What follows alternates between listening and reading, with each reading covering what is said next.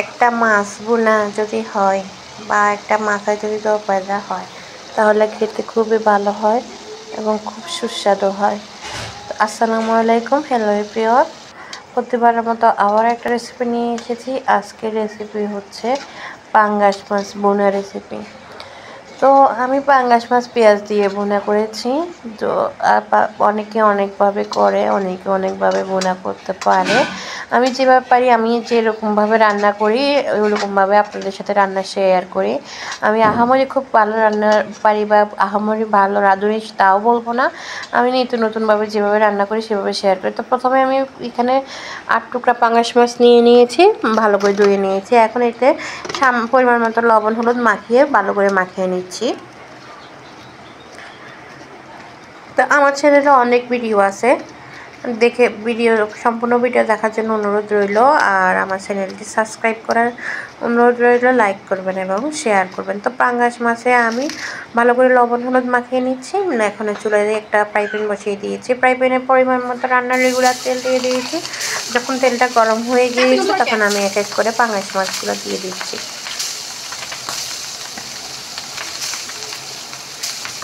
তো এখানে ছোট্ট একটা টিপস বলতেছি যে পাঙ্গাস মাছ খুব ফুটে ছিটকে ছিটকে গায়ে পড়ার অনেক সম্ভাবনা থাকে। তো পাঙ্গাস মাছ দেওয়ার সময় অবশ্যই চুলার আগুনটা একটু কমিয়ে দেওয়ার চেষ্টা করবেন।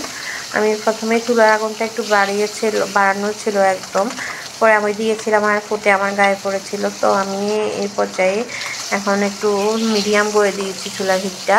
তো চুলার হিটটা মিডিয়াম করে দিলে পাঙ্গাস মাছটা একটু কম ফুটে, কিন্তু যদি হিটটা হাই থাকে তাহলে অনেক ফুটে ফুটে গায়ে পড়ে। তো এই মাছ ফুটা আসলে রিস্কের ব্যাপার। তো আমি 2 পাশ উল্টে পাল্টে পাঙ্গাস মাছটা ভেজে নিয়েছি।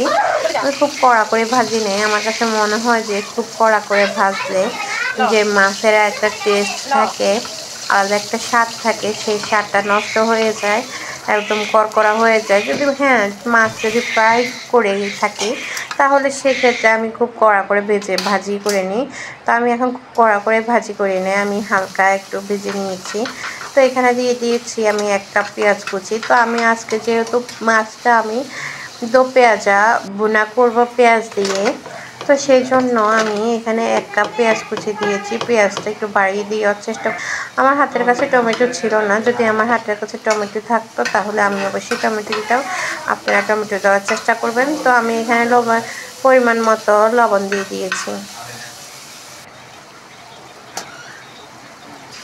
পরিমাণ মতো লবণ দিয়ে আমি এখন পেঁয়াজটাকে অনবরত নেড়ে দিচ্ছি। এরপর দিয়ে দিয়েছি 1 টিস্পুন আদা বাটা এবং 1 টিস্পুন রসুন বাটা এবং দিয়ে দিয়েছি 1/2 টিস্পুন হলুদ গুঁড়ো এবং দিয়ে দিয়েছি 1 টিস্পুন মরিচ গুঁড়ো।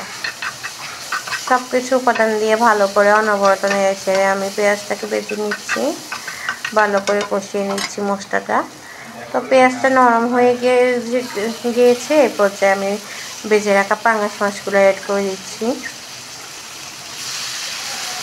পেঁয়াজ নরম হয়ে যাওয়ার পর ভেজে রাখা পাঙ্গাস মাছ অ্যাড করার পরে যেখানে আমি যে পাত্রে আমি মাছটা ভেজে নিয়েছিলাম ওই পাত্র ধুয়ে একটু সামান্য জলের পানি দিয়েছি, যাতে করে মাছটা একটা গ্রেভি লুক আসে এবং একটু ঝোলা ঝোলা লুক আসে।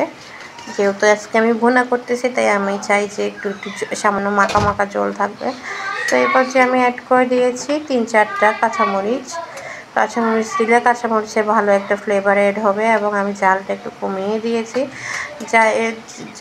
যে যেরকম ঝাল খেতে চায় চাইলে সাথে তারা কাঁচামরিচগুলো খেতে পারবে, এই মরিচগুলো অনেক ঝালের হয়। তো এবং দিয়ে দিয়েছি ধনিয়া কুচি। তো আমি আরেকটু সামান্য, আমার কাছে মনে হচ্ছে যে জলের পানিটা অনেক কম হয়ে গিয়েছে এবং মাছটা একটু সিদ্ধ হওয়ার ব্যাপার আছে। তো সেজন্য আমি একটু জলের পানিটা আরেকটু দিয়ে অনবরত নেড়ে ছেড়ে দিয়েছি। তো নাড়তে চাড়তে বাইরের দিকে দৃশ্যতে হঠাৎ করে চোখ পড়লো, বাইরে পাখি এবং মুরগি ঘোরাফেরা করতেছে। এক পলক দেখলাম, ভাবলাম যে আপনাদের সাথেও শেয়ার করি। তো আবার রান্নার দিকে চলে এসেছে। আবারও নেড়ে ছেড়ে অনবরত আমি রান্না করে নিচ্ছি। তো পাঙ্গাস মাছ দো পেঁয়াজা আসলে শুধু পাঙ্গাস মাছ না, যে কোনো মাছ দো পেঁয়াজা খুব একটা কঠিন কিছু না বা খুব সময়ের ব্যাপার না, খুব ইজিলিভাবে হয়ে যায় এবং খুব অল্প সময় হয়ে যায়। তো আমার রেডি হয়ে গিয়েছে কথা বলতে বলতে পাঙ্গাস মাছের দো পেঁয়াজা। আশা করি ভালো লাগবে। ভালো লাগলে রেসিপিটি লাইক করবেন এবং সাবস্ক্রাইব করবেন। তো এভাবে বাসায় বানিয়ে দেখবেন, আশা করি ভালো লাগবে। আমি যেভাবে বানিয়েছি সেভাবে আপনাদের সাথে শেয়ার করার চেষ্টা করেছি। সবাই ভালো থাকবেন। আজকে এই পর্যন্ত। আল্লাহ হাফেজ।